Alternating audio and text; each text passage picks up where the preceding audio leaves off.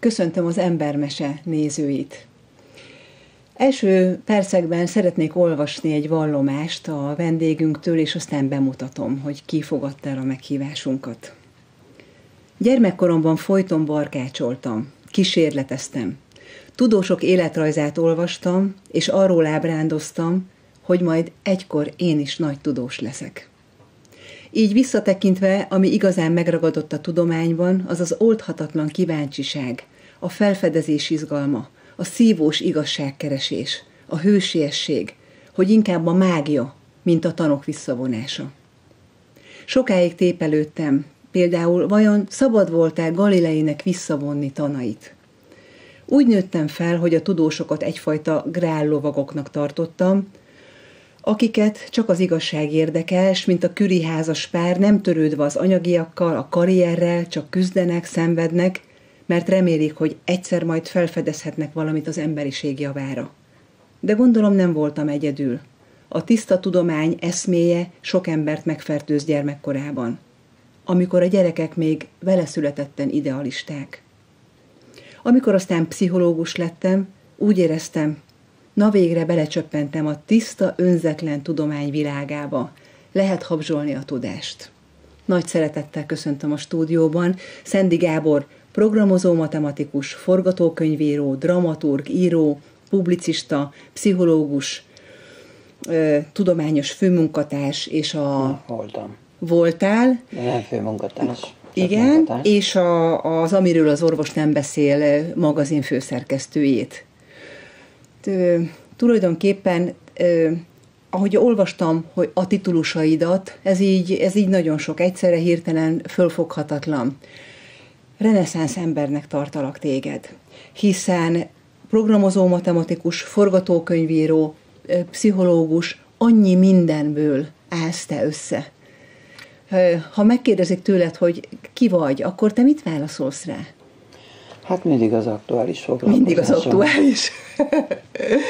Most éppen, de több vagy, hiszen több aspektusából áll össze az ember. Hát persze, de tudod, egy bemutatkozásnál az ember nem dicsekszik, vagy annak hat, hogyha elkezdem sorolni. De azt megjegyzem, hogy könyvkötő is voltam, csak azt mindig kihagyják. Igen. Valahol nyilatkoztad, több interjúdat is megnéztem, hogy te nem bírtál volna ez a 8 óra munkaműszakba beállni, vagy számodra ez nem ment. És mondtad egy helyütt, hogy könyvkötő sem úgy voltál, hogy reggel 8-tól délután 4-ig könyvet kötöttél, hanem egészen más rendszerben csináltad ezt a munkádat is. Hát én ZUK könyvkötő voltam, tehát nem volt nekem semmi. Azt hiszem, akkor még nem is lehetett vállalkozni, tehát ez még a régi rendszerben volt. És tulajdonképpen ilyen illegális könyvkiadó voltam, pszichológiai tárgyú könyveket, akkori barátnőmmel kezdtünk írni, ő is pszichológus lett azóta. És hát akkor én mindent elolvastam, mert ugye ezeket így lefénymásoltattuk, földaraboltuk, ráragasztottam, és tulajdonképpen fakszimile kiadásba jelent meg, tehát 2 oldalas, és akkor be is kötöttük, és akkor mindent el is olvastam, és akkor elkezdett élénken érdekelni a pszichológia. Hát persze már a választás se véletlen volt, igen, hogy erre a vonalra álltunk rá. Programozó matematikusként kezdted. Én azon gondolkodtam, miközben rád készültem, hogy te tulajdonképpen inkább lélekprogramozó vagy emberprogramozó, hiszen az életutad, a hivatásod, amit kapunk tőled olvasók, és ezzel el is mondtam, hogy követem az írásaidat, és olvasom az írásaidat, és én nagyon hiszek a te írásaidban. Én nagyon hiteles embernek tartalak téged. Nyilván ugye beszélgettük is itt adás előtt, hogy nagyon megosztó ember vagy, de a Galileik mindig megosztó emberek. Hát igen, de hát én igazából nem akarok megosztó lenni, csak azzá válok. Igen, azáltal, hogy hát ugye az uralkodó nézetek azok mindig 10-20 év késésben vannak, vagy akár mondhatnám időnként 60-70 év késésben, mondjuk a koleszterin hipotézis. Tehát világos, hogy az, amit felolvastál, az ott véget ért, hogy gondoltam gyerekkoromban. Igen. Ma is azt gondolom, hogy vannak nagyon, nagyon becsületes és olyan tudósok, akikre én is fölnézek, de ők azok, akik háttérben vannak, és kisebb rangú lapokban jelentetik meg a tanulmányaikat, mert komoly nagylap nem vállalja, mert hogy ők a fekete bárányok a tudományban, de végül is ők viszik mindig előre a tudományt. És ugye azt írod, hogy azt remélted, hogy belecsöppensz a tiszta, önzetlen tudományba, szinte valami aranykori ártatlanság igényét érzem benned ezekben a mondatokban. Igen, hát hittem is benne. Aztán de már nem hiszel, gondolom. Hát abban nem, hogy intézményesen, tehát hogy be lehet lépni egy intézetbe úgy, ez a Magatartás Tudományi Intézet volt, ahol hát egyébként ott is ugyanez a statisztika hát megvalósult, mert volt, most csak így hasamra ütök, 3 ember, akire fölnéztem, és aki tényleg hitt abban, amit csinált, és a többi meg megélhetési tudós volt. Tehát volt egy csomó olyan orvos, aki elvégezte az orvosit, és azt mondta, hogy jó, hát én beteghez nem akarok nyúlni, hát akkor elmegyek a valamelyik intézménybe, például a Magatartás Tudományi Intézetbe, és akkor ilyen konferencia turizmusba élték ki magukat, hogy életükben egy dolgot, valamit írtak, és akkor azzal mindig átírták a címet, mentek egzotikus helyekre előadni. Szóval nekem nagyon ellenszenves volt, mert hát mindig most kicsit dogmatikusnak hat, amit mondok, de tulajdonképpen az adófizetők pénzén, igen, az adófizetőknek semmi hasznot nem hozva működött ez az intézet, mert ha valakinek megjelent egy akármilyen csip-csup angol labba egy kis cikkecskéje, amit kb. Egy ember olvasott a világon, vagy 2, mert a szerkesztő is elolvasta, hát azt fölállva tapsolták, és közben ebből a magyar emberek semmit nem kaptak. Én azért kezdtem el annak idején magazinokba cikket írni, ilyen népszerű tudományos cikket, mert azt gondoltam, hogy hát valamit juttatni kell a népnek. Így van. Így van, nagyon, nagyon fontos. A 8 óra munkát azt nem véletlenül említettem, hiszen ugye nyilatkozott, hogy te ezt a 8 óra munkát, de szerintem te sokkal többet dolgozol, mert hogy te folyamatosan dolgozol. Na jó, de a szabad embereknek ez a tulajdonsága, hogy akkor beledolgoznak éjszakába, aztán tovább alszanak, és akkor lehet, hogy más fönnakad azon, hogy miért alszik ez 8-ig, mikor ő már 5-kor föl kell, hogy menjen dolgozni, de ő viszont aki 8-kor kell, az éjfélkor fekszik. Igen, de te így tudsz működni. És hát én bagoly típus vagyok egyébként. Ez nagyon jó, igen, én is úgyhogy abszolút értem a te életutadat, vagy életviteledet. Nem tudom már, hogy hol az ókori Egyiptom, én nagyon szeretem az ókor művészetét, és valahol egy ókori egyiptomi műben azt írják, hogy a testet és a lelket bölcsességgel, ugye nem csak kenyérrel él az ember, és helyes életmóddal lehet táplálni. És eszembe jutott veled kapcsolatban ez a mondat. Ezt az egy mondatot tudtam megjegyezni, és azt sem tudom már, hogy hol olvastam.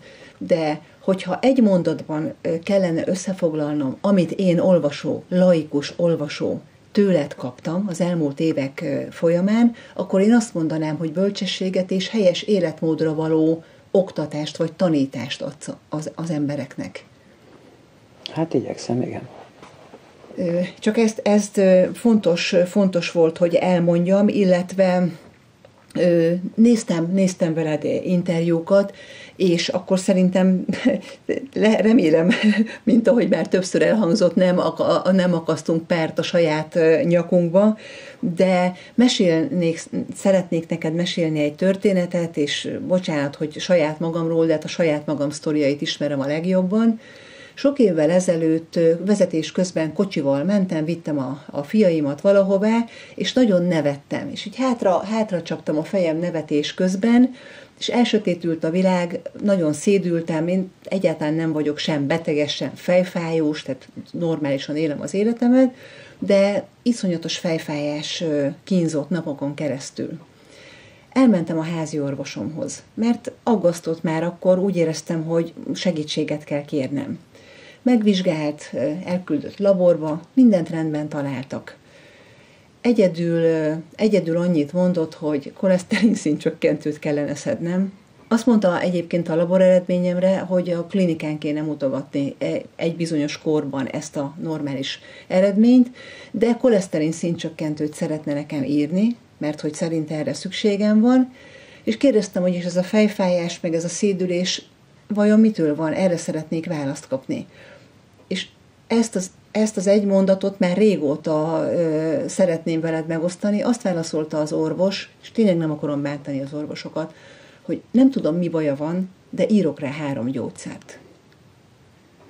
És álltam a rendelőben, tétován és kiszolgáltatottan, és egyszerűen nem tudtam mire vélni, hogy ha nem tudja, hogy mi bajom van, mire ír gyógyszert. Természetesen nem váltottam ki, és nem szedtem be a gyógyszert. Később elmentem egy gerincvizsgálatra, és kiderült, hogy ott valami elcsúszott, és ez okozta. Tehát nem kellett volna gyógyszert szedni rá. A te írásaidban, a tanításaidban mindig azt olvasom, amit az ókori egyiptomiak is tanítottak már, hogy helyes életmóddal, valami kitartó elhivatottsággal kellene élnünk. Ha tudtuk az ókorban, akkor miért olyan nehéz most ezt elmagyarázni az embereknek? Hát ugye ez most összetett dolog, mert az, hogy helyes, meg egészséges életmód, hát mindenki ezt lobogtatja, és mindenki mást ért alatta. Azt gondolom, hogy az egy nagy probléma, hogy az evolúciós fejlődésünk, vagy az evolúciós történetünk az mindig kimarad mindenből. Tehát maga az orvoslás is, szerintem az orvosok valahogy úgy gondolják, hogy ja igen, tanultunk valamit a gimnáziumban, hogy volt evolúció, és hogy abból lettünk mi. De hát egyrészt az evolúció most is tart. Hát csak az egy lassú folyamat, tehát 1 millió évek alatt szelektálódnak ki dolgok, meg most már ugye az orvosi beavatkozások miatt nem is működik annyira. De hogy például az egészséges életmód az, amihez mi alkalmazkodtunk. Tehát sokan még ma is gúnyosan beszélnek erről a paleolit táplálkozásról, ott ez semmi másra azt mondanám, hogy evolúciós táplálkozás, már másképp hangzik, na hát erre is biztos mások azt mondják, hogy most mit játsza az eszét, de tulajdonképpen arról van szó, hogyha veszünk egy bármilyen állatot, aki évmilliók alatt szakosodott arra a hangyás sűn, lehet, hogy 2 hangyát is megeszik, de biztos, hogy cserebogárral nem lehet táplálni. Mert ő abból a hangyából előállít magának mindent, amire szüksége van. A mézevő madára, a mézből, a koalamackó, az ugye van valami 30 féle, hogy is hívják ezt amit eszik a bambusz? Nem, mindegy. Most az a lényeg, hogy... Nem tudom, én még csak bambuszos felvételeket láttam. A memórián cserben, hogy tehát a koalamackó 30 féle levelet ehetne, mert az azonos faj, de pici különbségek vannak, és ő 1-2 fajtát hajlandó csak megenni. Viszont abból mindent fölépít magának. Tehát ez azt jelenti, hogy ha megnézzük, hogy az ember bár ugyan különböző területeken, de mondjuk a hús az hús mindenhol, meg a zöld növények is egymásnak rokonai, tehát lényegében azt mondhatjuk, hogy ha azt esszük, vagy olyat eszünk, amit az ősember evett, akkor az felel meg a testünk szükségleteinek. Na most ebbe beleszól rengeteg olyan tényező, hogy a zsírt azt elkezdték ugye démonizálni, hogy a zsír meg a koleszterin az veszélyes, holott egy kisiskolástól is, ha megkérdezik, hogy mondja Döcsi, hogy ha évmilliókig az ember húst, meg koleszterin, meg zsírt evett, akkor lehet neki baja 1950-től ettől? Akkor azt mondja a kisfiú, hogy hát dehogy, hát ha mindig ezt tettük, akkor miért lenne pont 1950-től? Ez problémás. És az orvostudomány itt vész el, hogyha csak pár száz évet visszatekint, hogy nem volt szívbetegség. Igen. És a 19. század végén jelent meg a szívbetegség, amikor az ipari forradalom kitermelte ezeket a mindenféle nagy szénhidráttartalmú élelmiszereket. Tehát, hogyha evolúcióban gondolkodunk, tudjuk a választ. Hogyha végignézem az üzletek kínálatát, amit eszünk, szerintem tragikus a helyzet. Igen. Hát ez az ultrafeldolgozott élelmiszer. Igen. Most már úgy becsülik, hogy a közértekben, élelmiszerboltokban kapható élelmiszereknek a 60%-a ultrafeldolgozott. Az azt jelenti, hogy nagyon kevés a hasznos tápanyag benne, nagyon sok a kalória, sok a szénhidrát, és tele van vegyületekkel. Igen, borzasztó volt. De olvastam néhány évvel ezelőtt, ugye, hogy már a hullák sem bomlanak le, mert hogy olyan tartósítószer van az emberek szervezetében, hogy... Ja. Visszatértünk Egyiptomhoz. De visszatértünk Egyiptomhoz, igen, de akkor mondjuk másképpen mumifikálták. Kellett dolgozni. Az jutott eszembe, hogy az egyiptomi búza, amit ott ugye akkor is ették, mert nem csak a lepénykenyeret, hanem az egyiptomiak már több ezer évvel ezelőtt rájöttek, hogy a magas gluténtartalmú liszt vagy búza kell meg, tehát ők már ezt a keresztet, vagy ezt a puffancs kenyeret is fogyasztották. De azok a gabonák teljesen más gabonák voltak, mint amit most mi eszünk. Vagy most ezek génkezelt, manipulált igen. Most egyrészt gabonák. A régi gabonákban, bár glutén volt, de alfa-gliadin, az a gluténnak az egyik összetevője, az nem volt. Tehát az ősi gabonákban nincsen alfa-gliadin. Na most, ha még visszább megyünk, akkor az ősember nem fogyasztott gabonát, de én azt szoktam mondani, hogy jó, hát akkor, ha most valaki nem akar csak zöldségen meg húson élni, az valahogy szerezzen be például alakor nevű gabonát, ezt még termesztik ma is. Igen? És abban nem mérgező, mert tulajdonképpen az alfa-gliadin mérgező. Csak, hát ugye kijelölték, hogy aki az 1%, aki cöliákiás lesz a igen. kenyértől, az ugye betegnek van minősítve. Holott tulajdonképpen ők olyanok, mint a füstjelző szenzor, hogy ezzel az étellel valami nagy baj van, és egyébként a népesség 50%-a hajlamos a gluténérzékenységre, csak ez nem feltétlen cöliákiába jelenik meg, tehát hasmenés, igen. meg felszívódási problémák, hanem például megvizsgáltat ataxiás betegeket, ez egy ilyen kisagyi egyensúly zavart okozó probléma, tehát ilyen széles járásúak, meg mozgáskoordinációjuk zavaruk van, és ezeket a betegeket, mivel ennek az okát nem tudják, megvizsgálták, és a fele gluténérzékeny volt. Tehát a glutén olyan idegrendszeri, meg egyéb tüneteket okoz, amit nem minősítenek ma még cöliákiának. Most van egy másik elnevezés, hogy nem cöliákia típusú gluténérzékenység. De még ez is csak a jéghegynek a vízből kilógó csúcsa, és alul van az a rengeteg egyéb zavar, tehát azt lehet mondani, hogy ha valaki nem érzi jól magát a bőrében, akkor hagyja el 1 hónapra a glutént, és lehet, hogy meg fog lepődni, hogy az a sok minden, ilyen fájás, olyan fájás, időnkénti szédülés, akármi elmúlhat. Már ezért az egy jó tanácsodért is nagyon köszönöm, hogy eljöttél hozzánk. Így a táplálkozásra, hogy rátértünk, én például nagyon szeretem a zsírt. Nem vagyok hízékony, tehát végülis ez a bármi tehetek típus vagyok, nyilván genetika, vagy nem tudom, hát gondolom, hogy a genetika nagyon meghatározó, igen. hogy nem hízékony az ember. Nagyon szeretem a zsírt. Ugye a margarint egy időben nagyon nyomták, tolták, hogy a vajat kikiáltották valami, tudom én, ördögtől való dolognak. Egy időben a tojás volt éppen a gyűlölt ellenség. Miért van az? Én szeretnék erre választ kapni. Miért van az, hogy időközönként bizonyos táplálékokat száműzni akarnak, vagy trónfosztásukat követelik egyesek?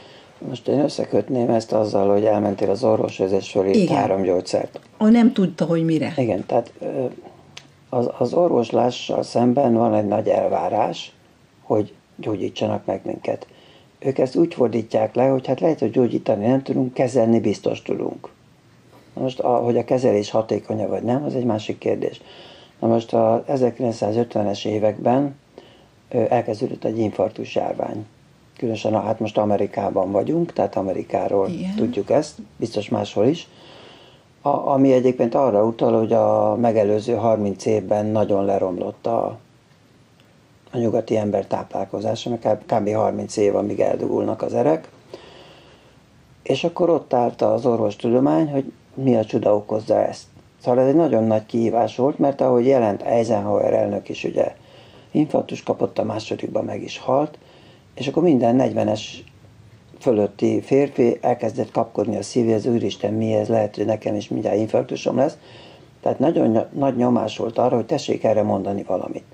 És akkor lényegében itt versengő elméletek voltak. Volt egy John Yudkin nevű angol táplálkozástudós, ő azt mondta, hogy a cukor a probléma. És akkor őt a Ansel Keys, aki a a zsírhipotézist bevezette, az állandóan kigúnyolta, meg lehülyézte, holott már az akkori adatokból kiviláglik, hogyha újra elemezzük, hogy tényleg a cukor volt a bűnös. Ő meg erőltette ezt az elméletet, hogy a zsír meg a koleszterin, és végül győzelemre jutott. Értem. És akkor onnantól ugye a gyógyszeripar ráharapott erre, elkezdték gyártani a koleszterin szint csökkentőket, amik tényleg csökkentik a koleszterin szintet, csak egyetlen egy életet nem mentenek meg, ez a probléma. Meg azt olvastam róla, hogy komoly májméreg. Hát, meg még sok minden. Igen. Tehát egyébként fokozza az érelmeszesedést, tehát ez a vicc benne. Igen, és Meg ész nélkül szedetik. Izomfájdalmat okoz, a szív az egy nagy izom. Igen. Tehát szó szerint, ahogy az izmoknak árt, és a betegek egy jó része izomfájdalomról panaszkodik, az a szívére is hat. És aki nem panaszkodik, annak is károsítja az izomsejtjeit, csak nem fáj neki. Igen, igen. Nyilván rettenetes milliárdokat kaszál ebből a gyógyszeripar, hogy szedik az emberek, és elhiszik, mint ahogy elhiszik azt is, napokban olvastam, ugye írsz, és sokat is foglalkozol a placebo hatással. Pontosan olvastam, hogy akik elhitték, hogy placebót kaptak, akik elhitték, hogy fölfedeztük a betegsége ellenszerét, ha ezt beszedi 3 hónapon keresztül, akkor meggyógyul, tényleg meggyógyulnak. Tehát ugyanúgy lehet minket terelni a rossz felé, mint ahogy lehet minket terelni a jó felé is az embereket. Ugye mondtuk a koleszterin, csak a vérnyomás csökkentőknél ugyanez. Én egyszer voltam egy orvosbálban, tudom, valahogy így vendégként oda hívtak, és ott hallottam, ami engem azért aggasztott és elkeserített, hogy valaki megjegyezte, akinek érdekeltsége vagy üzlete volt ebben, azt mondta, hogy a gyógyszert eladni kell, nem bevenni. És ez nem akarlak uszítani, meg nem akarom ezt így belerántani téged ebbe a típusú beszélgetésbe, csak mindezeket szeretném neked elmondani, hogy azért nekünk, laikusoknak is, mi is látjuk ezt, és mi is tapasztaljuk ezt, csak mi nem tudunk ugye ez ellen szót emelni, vagy ezt megcáfolni. Igen, de van itt egy nagy probléma. Tehát ugye a Facebookon rendszeresen megosztok cikkeket, igen, és ott olvassák meg, megvitatják. És hát sajnos érthető módon kialakult egy orvos ellenesség. Igen. Amivel csak egy probléma van. Tehát oké, lehet azt mondani, hogy na én azt be nem veszem. Na de közben meg a problémája fönnáll. Tehát most én nem vagyok a vérnyomás csökkentők híve, de valakinek már a fülén jön ki a vér, akkor valahogy le kell csökkenteni. Igen. Ugye az igazi megoldás az életmódváltás volna, mert a magas vérnyomás az nem élethosszig tartó betegség. Tehát nagyon sok ember, aki annak idején még a paleo korszak, amikor elindult, akkor írtak nekem rengetegen levelet, ez fönt olvasható a websájtomon, semmit nem változtattam rajta, egy csomó embernek rendeződött a vérnyomása. Mert a magas vérnyomás az erek merevségéből fakad. Az érfal azért merev, mert gyulladt. Gyulladt. Tehát ha a szervezet szintű gyulladás lecsökken, akkor rendeződik a vérnyomás. De például, ha valaki magas vérnyomás, vagy valakinél magas vérnyomást állapítanak meg, akkor mi legyen, és azt mondja, hogy ő így szeretné saját magát meggyógyítani. Mit tegyen? Mi legyen az első lépés? Miben változtassa meg az életmódját? Első lépés, hagyja el a sütőolajokat, kivéve az olívát, tehát magolajakat is szoktunk mondani, igen, így meg lehet különböztetni az olívától, meg a kókuszolaj is ártatlan. Ugye az omega-6 nevű zsírsav, ami a növényi olajokban nagyon nagy mértékben jelen van, az egy erős gyulladás keltő anyag. Tehát az alternatív egészségügyi irodalomban ezt már fekete, ilyen halálfejes üvegekkel szokták ábrázolni, hogy ilyet nem szabad egyszerűen fogyasztani. De a dietetika az meg ezt reklámozza, hogy a növényi olaj sokkal egészség, ebbe kell sütni, meg mindenhez ezt kell használni, meg margarint. Igen. Tehát itt tulajdonképpen nem mondom, hogy összeesküvés van, hanem itt van a mainstream, ami nem hajlandó befogadni anyagi érdekekből, mert van az élelmiszeripar, Tehát ez az első, amit el kéne hagyni, a növényi olaj. Ez könnyű átváltani zsírra. Igen. A második lépés, hogy a finomított szénhidrátokat, ez alatt értjük a kenyért, tehát a gabonából készült termékeket, a burgonyát, kukoricát, a rizst, hát és a cukrot természetesen, meg a fruktózt. Tehát ezeket el kell hagyni, ezt le kell váltani gyorsan, vagy lassan felszívódó növényi szénhidrátokra, de krumpli kizárva. Igen. Akkor hirtelen a vércukra meg az inzulin szintját nem hirtelen, nem pár hét alatt rendeződik. Abban marad az az állandó érfalkárosítás, amit a magas vércukorszint és a magas inzulinszint végez. Aztán még lehetne egy-két dolgot csinálni, ami szedni ezt, azt, most nem akarok így termékeket reklámozni, de hát ez egy nagy probléma, hogy a népesség megvárja, amíg nagyon nagy baj, vagy az emberek megvárják, még nagyon nagy baj lesz, és akkor hirtelen, akkor már mindenre képesek, egy részük, mert van, aki még akkor is csak az orvosokban bízik, de akkor már esetleg késő. Tehát ha valaki sztrókot kap, akkor utána már persze meg lehet előzni a másodikat, ez tény, de az én elképzelésem az, és nem vagyok egyedül, hogy a megelőzés volna az igazán jó. Tehát csak a megelőzés meg azért nehéz, mert amíg nincs semmi bajom, most te is mondtad, hogy tehetsz, amit akarsz. Azért innen üzenném az ilyen hízni nem tudó embereknek, hogy nagy veszélyben vannak. Pont azért. Miért? Mert azt hiszik, hogy mindent tehetnek. Tehát ugye az a probléma, az ilyen sovány alkatú, tehát zsírképzésben gyengén álló, vagy éppen zsírképzési zavarban szenvedő embereknek a 40-50%-a vagy prediabéteses, vagy diabéteses, csak nem tudja. Mert hogy ránéznek valaki, magának ez biztos nem lehet cukorbeteg. Tehát ma ezt már úgy is nevezik, hogy nem túl súlyos metabolikus szindrómában szenvedő. Ez ilyen rövidített, ilyen mozaik szót szoktak erre alkalmazni. Tehát tulajdonképpen becsapós, mert az Észak-Afrikából származó emberek, tehát az őseid valahol onnan jöttek, ott vannak ezek a magas, sovány, nagyon szép arcélű afrikaiak, azok nem híznak el.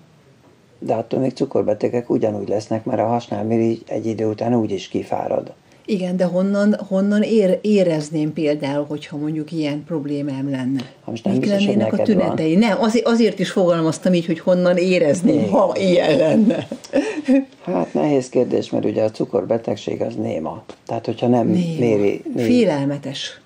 Hát, mint a magas vérnyomás is. Tehát ezek nem ülnek ki az arcunkra, hogy cukorbetegek vagyunk. Hát ugye nagyon komoly cukorbetegségnek azért már vannak tünetei, például a vizeletben megjelenik a cukor, vese problémák jelentkeznek, a szem elkezd romlani, bevérzik, ezek már nagyon súlyos állapotok, de még innen is van visszaút. Hogyha azt az életmódot, amit te mostani tudásod szerint mondjuk a legjobbnak ítélsz, és azt az étkezést követi egy ember szisztematikusan, és szépen, szerintem egyébként rá kell állni egy ilyen életmódra, és akkor már az a normális, az a megszokott. Akkor kevésbé betegszik meg. Tehát a mostani tudásod szerint ezt bátran kijelentheted. Hát az összes civilizációs betegség, amitől szenvednek az emberek, az tulajdonképpen mind a nyugati étrendnek, és hát a mozgásszegény életmódnak köszönhető. Ugye már nagyon unalmas, meg mindig hangoztatják, hogy az vagy, amit megeszel, mindig ilyen instant bölcsességeket dobálóznak az emberek. Tényleg azok vagyunk, amit megeszünk, de azért azt én szerintem hangsúlyozni kéne, hogy a lelki táplálék is ugyanolyan fontos, mint amit olvasunk meg, amit beengedünk. Ugye akkor ezt teljes mértékben te is jónak tartod, hogyha egy normális életmódot tart az ember, akkor sokkal nagyobb esélye van egészségben élni, és hát a prevenciót, te is abszolút ezt hangoztatod. Így van. Aszkorbinsav vagy C-vitamin? Hát most az tulajdonképpen ugyanaz, csak... Igen, de hogy lehet kapni a gyógyszertárban ezt a por aszkorbinsavat, ugye nem olyan nagyon drágán, meg lehet kapni nagyon sokféle C-vitamin tablettát, sokféle helyen nyilván. Drogériákban is hát meg. Ha így kérdezed, akkor ugye... Mit javasolsz? Hát most lehet aszkorbinsavat szedni, csak az a baj, hogy az 3 óra alatt lecsökken a vérben a szintje. Tehát akkor 6-szor kell bevenni. Igen. Tehát ilyen lesz a vérszint, és hát most ha valamit szedünk, akkor nem azért szedjük, hogy 3 óráig dolgozzon bennünk, aztán utána ki vagyunk téve megint a C-vitamin hiánynak. Ezért jók ezek a lassan felszívódó, lassan elnyújtott felszívódású C-vitaminok, ezek drágábbak, de ha valaki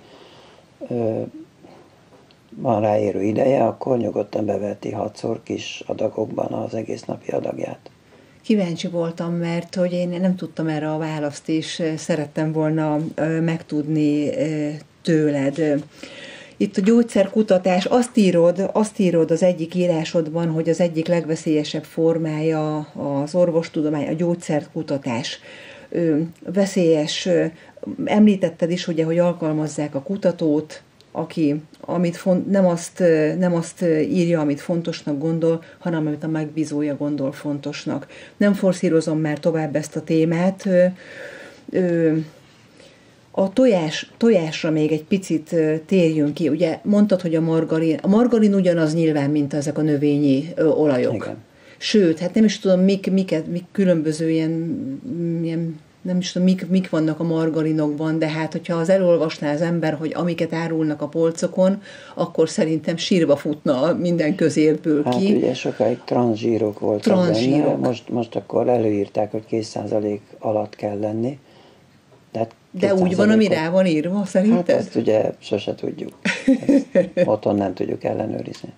Ti úgy vásároltok a feleségeddel, hogy ti szisztematikusan megnézitek, vagy hát nyilván van egy megszokott táplálék, amit megvesztek mindig? Hát szóval mi nem biót veszünk, vagy semmilyen luxus nincsen.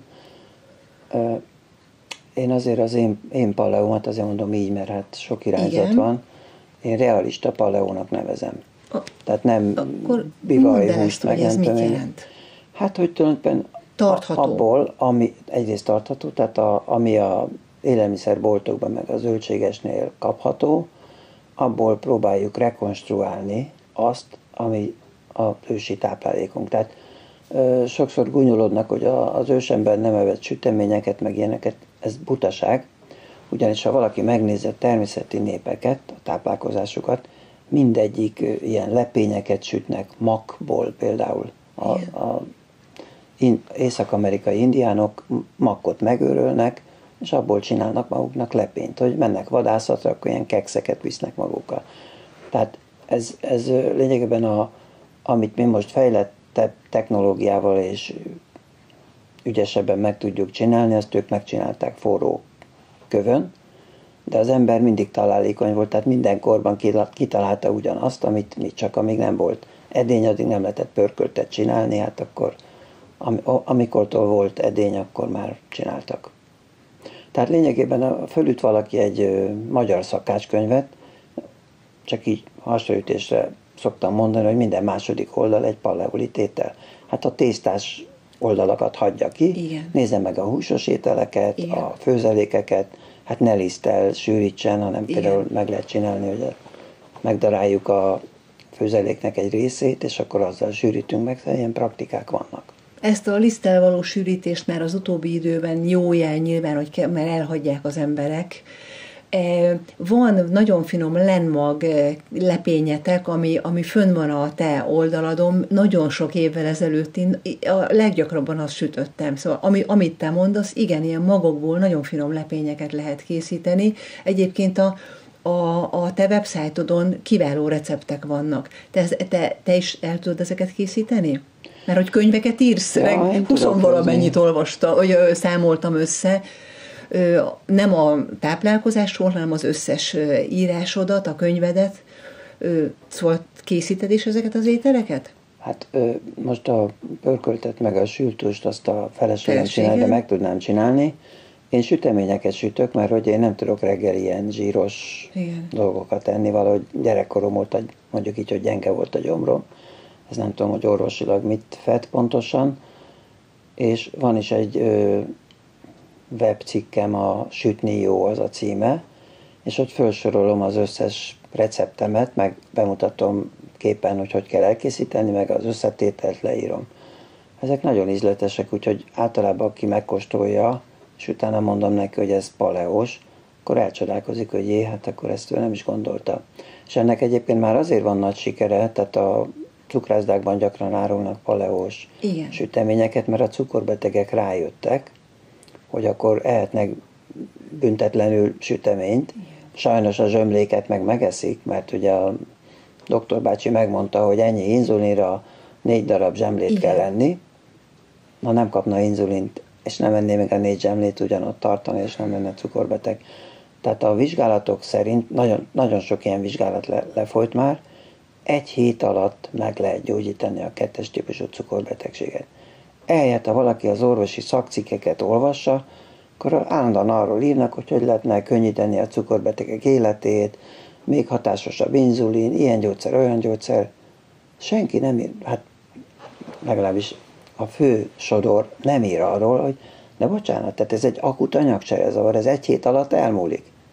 Ehelyett egy élethosszig tartó betegséget csinálnak belőle, tehát ha inzulint adnak, vagy bármilyen jól megpróbálják a vércukorszintet stabilizálni, a szövődmények ugyanúgy megjelennek, és ugyanúgy az illető abba fog valamelyikbe meghalni, szívbetegségbe, vagy megvakul, vagy vesélye tönkre megy. Miért nem megy át az embereknek? Hiszen itt vagy te, olyan vagy, mint egy hírnök, és tényleg egy reneszánsz ember vagy, annyiféle dolgot csináltál és csinálsz az életedben, olyan komoly tudást hozol nekünk embereknek. Miért nem értjük meg? Miért ilyen nehéz? Hát mert rengeteg versengő alternatív hipotézis meg proféta van, és hát én magam is így néha belegondolok, hogy most van 100 féle divatos étrend mondjuk, hát talán 100 nincs, de sok van. És akkor valaki így azt mondja, na, akkor egészségesen élek. És akkor azt mondja, most miért pont a palaónak higgyek? Hát itt ez a másik, ez egy sokkal helyesebb ember, és még házhoz is szállítják, hát akkor az nekem jobban tetszik.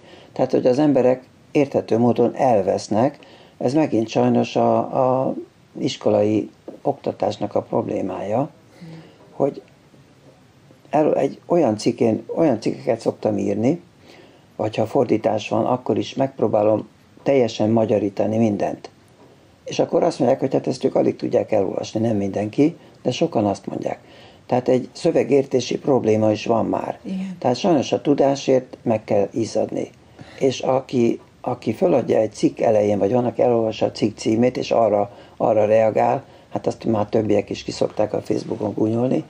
De hát sajnos ilyen, tehát ez egy nehéz út, amikor el kell szakadni mindentől, amiben eddig hittem, meg szembeszállni a családdal, hogy megőrültél már, miket akarsz enni. Igen. És akkor de ő ezt akarja, és akkor hát lehet, hogy a család győz, ugye sok lúd disznó győz. Igen. És rossz a hasonlat, mert emberekről beszélünk, de lényegében arról van szó, hogy magányos harcossá válik az, aki elkezd egészségesen élni. Viszik be dobozkába az ételt a munkahelyére, ott is, hát te mit teszel, mi az a hülyeség, te répát, meg ilyeneket rákcsálsz, hát mi vagy te nyúl, szóval ezt meg kell szokni, hogy ha valaki különleges utat választ, akkor állandóan céltáblája lesz a gúnyolódásnak. Egy ideig. Hát aztán már nem törődik vele. Igen, komoly döntést kell hozni. Valóban úgy reagálnak az emberek, hogy mindenki próbálja rátukmálni azt, amit ő jónak ítél. És egyszerűen tulajdonképpen nem tartják tiszteletben a másik ember döntését, itt erről van szó. Hát igen, mert ha a másikat meg tudom győzni arról a hülyeségről, amit én csinálok, akkor az is megerősít engem, hogy jól csinálom. De miért is? Szóval, hogy miért kéne meggyőzni már? Én nem értem, mert ugye azt gondolom, hogy hagyni kell békén a másikat úgy élni, igen, ahogy ő szeretne. Ez egy demokratikus gondolat, de az emberekben benne van az, hogy szeretnék, hogy megerősítjenek újra és újra abban, amiben ők hisznek. Tehát, hogyha valami megkérdőjelezi az ő hitüket, hát ezért vagyok a félország szemében egy hülye, mert hogy nehogy már egy tudós csúszát ne lehessen Én megenni. nagyon nagy tudósnak tartalak, és én Ja, nagyon nagyra tartalak téged. A másik ország, az ország másik fele meg így gondolja, hogy én is. Szóval szerintem akkor így 50-50, ja, nem? Nem, ez nekem nem, már régen mennyire, nem probléma. ezt akartam kérdezni, hogy mennyire földolgoztatta már ezt, hogy azért úgy támadgatnak, meg pereskedtél, és el se jut? Volt az a pszichiátriai per, persze. Megviselt? Nem. Nem? Nem. Én valahogy olyan vagyok, hogyha engem valaki kikezd, akkor szinte ilyen harcra kész leszek, és hát azt a pszichiátriai pert is, hát igen. Ugye 30 millióval indult, hogy majd úgy megsértődtek, hogy 30 millió kártérítést követelnek, végül öngolt rúgtak, mert rájöttek, hogy most egy hadsereggel rászállni egy kis hangyára, és megsemmisíteni, és akkor kiszámoltam, hogy 10 évi fizetésem lett volna az a 30 millió, de lehet, hogy több. És végül úgy zárult a per, hogy azt mondtam, hogy ha megbántottam valakit, akkor azért elnézést kérek, de a tudományos állításaimat továbbra is föntartom. Igen. És akkor ők ezen lobogtatták, hogy a Szendi megbukott, meghátrált. Hát itt szó nem volt erről. Olvastam, és nagyon neked szurkoltam. Nekem szerintem biztos mindenkinek van olyan hely a világon, amit szinte második hazájaként, vagy választott hazájaként szeret. Nekem ez Firenze, és Galileo Galilei ott van a Santa Croce, a Szent Kereszt templomban eltemetve, Michelangelo is ott van, szóval jó társaságban, jó oda menni, jó lelkek közé, és Galileit említed is egyébként, ugye, hogy szabad volt-e vajon visszavonni a tanait, és az esküjéből hoztam egy pár mondatot neked, mert hogy van valami közös a sorsotokban, és folyton eszembe juttok együtt. Azt mondta Galilei, azt hiszem 1633-ban, igen. Esküszöm, továbbá is ígérem, hogy teljesítem, és szem előtt tartom mindazokat a büntetéseket, melyeket ezen szent hivatal kiszabott, vagy ki fog szabni rám. Ha pedig bármiképpen megsérteném ezen ígéreteimet és eskümet, melytől Isten mentsem, alávetem magam minden kínnak és büntetésnek, melyeket a szent kánonok, valamint más általános és egyedi törvények hirdetnek és kiszabnak a hasonlóan vétkezők ellen. Isten engem úgy segéljen. Írta 1633-ban Galileo Galilei. Kicsit onnan jutott eszembe, hogy olvastam azt, hogy amit te mondtál, szinte ugyanezt érzem.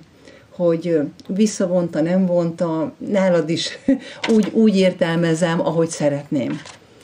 Hát ugye, ma már azt gondolnám, hogy persze nyugodtan egy öreg beteg ember vonja vissza, az igazságot úgyse lehet visszavonni, tehát ő személyében azt mondta, hogy jó, akkor nem forog a föld, igen. De attól még forgott tovább. Igen, úgyhogy... igen.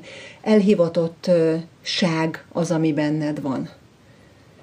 Én úgy érzem, hogy noha nagyon sok mindent csináltál, és az életműved nagyon gazdag, és sok felé ágazó, de mégis azt érzem, hogyha a Szendi Gábor nevét kimondom Magyarországon, és akik olvasóid vagyunk, és szeretjük a te tudományos munkásságodat, elhivatottságra, ez az elhivatásod, hogy tanítsd az embereket, vagy legalábbis a fejekben és a lelkekben rendet rakjál. Így élsz te is? Igen, egyszer meglepődtem, a Vámos Miklós tanárom volt nekem a film forgatókönyvíró iskolájában, és ő mondta, hogy Gábor, te egy tanító vagy. Igen. Akkor így azt mondtam, tényleg. Igen. Tulajdonképpen én nem így élem meg a tevékenységemet, de tény, hogy kívülről nézve ez egyfajta tanítás. Igen, ez így látszik kívülről nézve az olvasóknak és a te táborodnak. Tanító vagy, nem csak a könyveiddel, hanem egy most már havonta megjelenő magazinnal is. Mesélj kérlek erről Amiről az orvos nem beszél című magazinról, a főszerkesztője vagy ennek a magazinnak. Tudom, hogy nagyon nagy sikere van, és nagyon szeretik az olvasók. Egyébként egy gyönyörű, igényes és jó illatú kiadvány. Ugye nem csak magyar cikkek, hanem fordítások is, tehát tényleg világhírű kutatók, tudósok írásait is fordítjátok magyarra is, hozzátok el nekünk olvasóknak.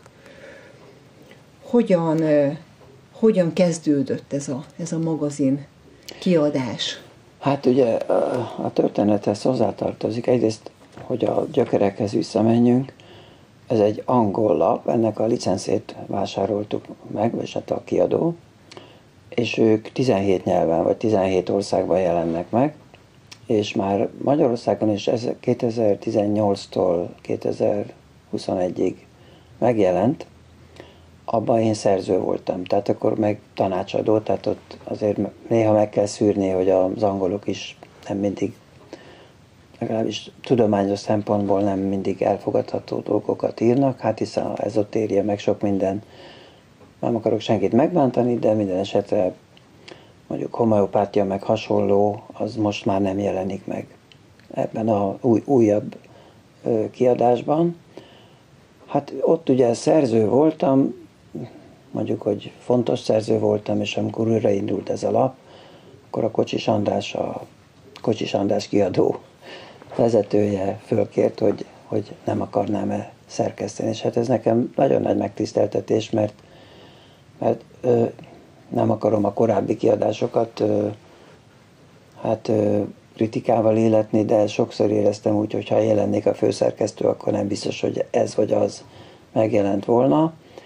És hát ez ugye egy nagy felelősség, meg egy nagy lehetőség is, és különösen ugye magyar szerzőket is, korábban nekem volt egy Paleolit magazin, 5 évig jelent meg, az ottani szerzőkből felkértem 2, ezek nagyon komolyan evolúciósan gondolkodnak, és mások is, 3 is kértem föl, és így kiegészült a gárda. Tehát ugye az angoloktól átveszünk nagyon fontos cikkeket. Nekem ez még nem is jelent meg Magyarországon, már az előző sem, amikor én már ismertem ezt az angol lapot, és azon csodálkoztam, hogy hát mondom, ezek a legtöbb dologban ugyanazt gondolják, mint én, de szó szerint, leszámítva a homeopátiát, meg hasonlókat. És akkor, amikor annak idején az első kiadásba fölkértek, hát akkor madarat lehetett volna fogadni velem, hogy hát hogyne, hát szuper. Meghívtuk a Kocsis kiadó titkárságvezetőjét, Szabó V. Lászlót, akik ugye együtt dolgoztok, hogy meséljen ő is a magazinról, úgyhogy várjuk őt ide a stúdióba, és akkor most akkor Szabó V. Lászlót is bejelentem még, aki csatlakozik a beszélgetésünkhöz.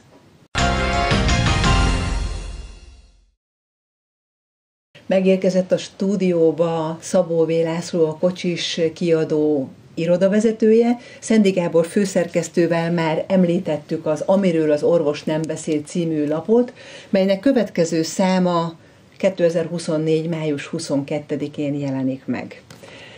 Főszerkesztő Szendi Gábor elmondta, hogy mennyire örültél a felkérésnek, és mennyire szereted ezt a lapot. Gyönyörű, igényes kiadvány, mint mondtuk. Üdvözlünk, kedves László! Szervusz, kedves Noémi, szervusz Gábor is, köszöntöm a kedves nézőket is. Az olvasók visszajelzéseit hozzátok futnak be? Hát többnyire természetesen. Mit mondanak a lapról az olvasók? Hát nagyon, nagyon közkedvelt, és nagyon-nagyon szeretik egyébként a lapot, úgyhogy most már hál' Istennek eljutottunk egyébként arra a fázisra egyébként a lapkiadást tekintve, hogy tavaly, tehát 2023. augusztus végén indítottuk ugye a lapot, akkor 2 havi megjelenéssel, és gyakorlatilag most már van annyi előfizetője a lapnak, hogy gyakorlatilag fent tudja tartani saját magát, tehát nem kell keresztfinanszírozásokat igénybe venni vonatkozóan arra, hogy rentábilis, tehát életképes maradjon a lap, aminek nagyon örülünk, és az olvasóinkat így azzal ajándékozzuk meg, hogy a 2 havi megjelenésből májustól, tehát 2024 májusától már havi lapkiadás, tehát havi rendszerességgel tudják kapni az újságot, ami hát Gábornak az egy... Örül ennek a főszerkesztőnek. Gábornak ugye nyilván több munkája van azért ezzel, tehát nem két havonta kell egyébként leadni az újságnak a tartalmát, hanem most már ugye havi szinten de kell ugye ebből készülni. Teher. Igen, ugye? Persze. Na, hát ennek nagyon örülünk, abszolút. Én tudom a kiadótól, hogy nagyon-nagyon szeretnek az olvasók. Ha sikerről beszélhetünk egy lapkiadásnál, az, hogy dupla annyit kell dolgoznatok, ez a siker. Említetted az előfizetést. Kapható ugyan a lap, de érdemes előfizetni Rákocsis kiadónál, hiszen akkor ugye biztosan megkapják az olvasók, vagy akkor eljut. Így van, tehát gyakorlatilag én azt szoktam mondani, és most is csak azt tudom mondani, hogy az ország több mint 2000 helyén van jelen. 2000? Az ország Igen. több mint 2000 helyén van jelen, elméletileg jelen egyébként a lap, különböző lapárusító helyeknél, legyen az multicég, tehát ilyen bevásárlóközpontok, nem mondok neveket, stb. De nyilván, hogyha valaki ezt előrendeli, akkor egyrészt kedvezményesen kapja. Kedvezményesen kapja, mert akkor, tehát akkor ugye gyakorlatilag 12 lapszámot kap, de csak 10 árát fizeti meg egyszer, és a másik meg az, hogy mindig hozzájut, és most már nem kell 2 hónapot várni vele, hanem most már havi rendszerességgel egyébként az olvasóhoz nagyon jó. Jut az újság. Tehát gyakorlatilag ez a kiadónak az új vívmánya, hogy a lapot most már 2 haviból havivá sikerült átraknunk. És Gábor, úgy éled meg, hogy abszolút egy elismerés siker. Tehát, hogy abszolút egy jó az életed egyik nagy boldogsága. Igen, mindenképpen úgy gondolom, hogy ez megkoronázza mondjuk úgy, hogy a pályafutásomat. Tehát ugye engem azért nem nagyon szoktak így elismerni, tehát ilyen hivatalos természetesen gyógyász szövetség 2-szer is kitüntetett, de semmi egyéb. Tehát ezt én egyfajta ilyen díjnak tekintem. Igen. Hát minden esetre emberségdíjat adományozunk neked most itt virtuálisan, hogyha azt mondod, hogy nem szoktak. Azért az olvasók szeretete, meg az, hogy ennyire igénylik a lapot, az azt hiszem, hogy az több, mint egy díj. Ilyen igény van rátok. Ez a kiadónak is díj. A kiadónak is. És hát, nem utolsó sorban, tehát egyrészt maga a kiadvány, illetve hát gyakorlatilag Gábornak a személye, akit most nem szélsőértéket mondok, szerény, nem akarok túlozni, de sok olvasó szinte már félistenként beszél a Gáborról, tehát én azért elég sokukkal beszélek telefonon keresztül, illetve e-mailváltásba, és a Gábornak a személye igen közkedvel, de én azt gondolom, hogy ez helyén való, mert a labban olyan dolgok vannak, amik abszolút építő, tehát a társadalmat építő, és az egészséget, és a mentális dolgokat abszolút és a prevenció, amit Gábor kiemelt a beszélgetés során, tulajdonképpen itt a te szűrődön minden cikk keresztül megy. Igen. Tehát amit itt olvasok, abban én bízhatok, mert az egy nagyon általad is hitelesnek és jó forrásnak ítélt művek ezek az írások benne. Igen, tehát ez a lap egy egységes világképet tükröz, ez egy fontos dolog. Igen. Noha szóba került itt már a gabona és a kalász, most azt jutott eszembe, hogy végtelenül szerényen ülsz itt, és szerényen beszélsz, olyan mérhetetlen mennyiségű írásművet már eddig is letettél az asztalra. Leonardo da Vinci ugye azzal példálózott gyakorta, hogy az üres kalász fölemeli a fejét, még a teli kalász meghajol, mert hogy ugye éretlen. Van mire szerénynek lenni.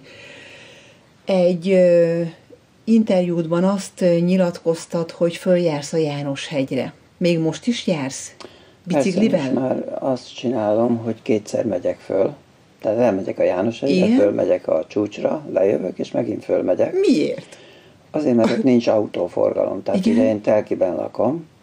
Hát most már van egy földút, azon ki tudom kerülni jó részt a főútnak a járműveit, de hát azért az mégiscsak egy életveszély, ott néha 100-zal is száguldoznak emberek, és a János-hegy, és akkor így kijön 50 kilométer, 50-55, és hát tulajdonképpen egyfajta ilyen, hogy fokozzam a terhelésemet, Értem. hogy növeljem, mert ez egy nagyon fontos, ha már itten üzenünk a embereknek, 50 fölött évente 2-3%-kal sorvad az izomzat.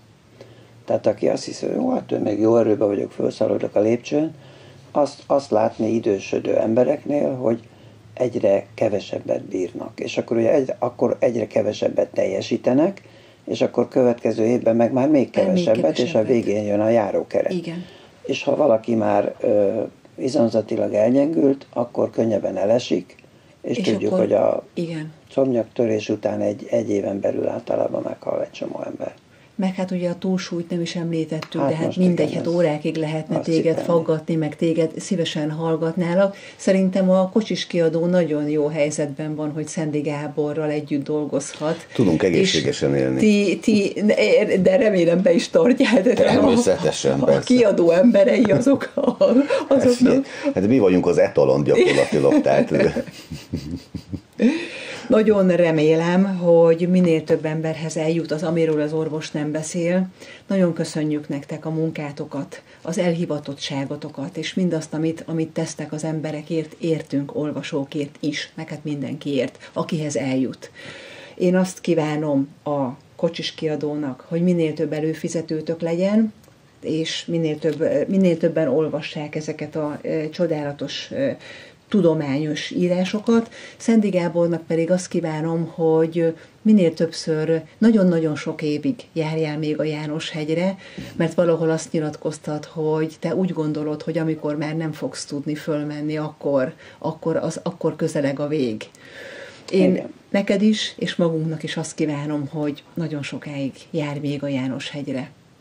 Köszönöm. 2-szer, vagy amennyiszer csak jól esik. És köszönjük minden jó tanácsot.